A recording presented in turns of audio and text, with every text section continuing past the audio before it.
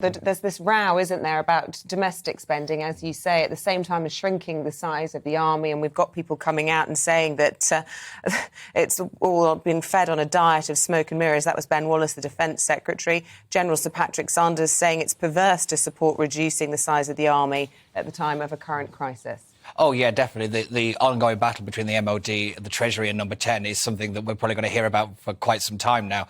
Ben Wallace apparently wrote to the Prime Minister just the other day asking for a significant increase. And it is quite funny that Boris Johnson at the NATO meeting was asking other countries to increase their defence spending, whilst at the same time there's the accusation of him shrinking the size of our armed forces is pretty rife. It's going to be a difficult bit of political spin for the Prime Minister and Number 10, but it'll be interesting to see how this one plays out for sure.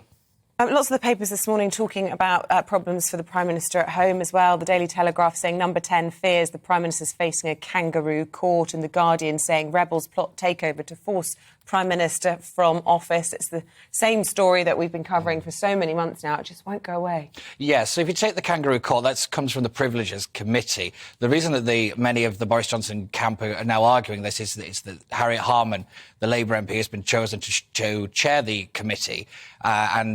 She's quite an interesting choice, given the fact that she's already made some very open and public comments about Boris Johnson and whether he knowingly misled Parliament, which is what this committee is going to investigate.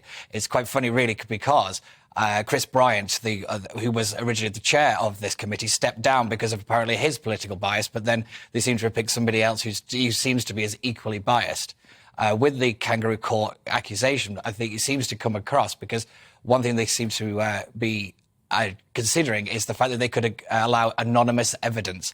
So people who want to kind of remain out of the public eye can give evidence to this committee, and it doesn't really strike fair that the Prime Minister can't question these accusations, and it could just be all hearsay from political rivals. Like you said, the Tory party is still at war with itself, and there's rebels trying to take down the Prime Minister. It wouldn't be out of the realms of possibility for people to take advantage of this committee and to bring down the Prime Minister that way, rather than through some kind of internal spat.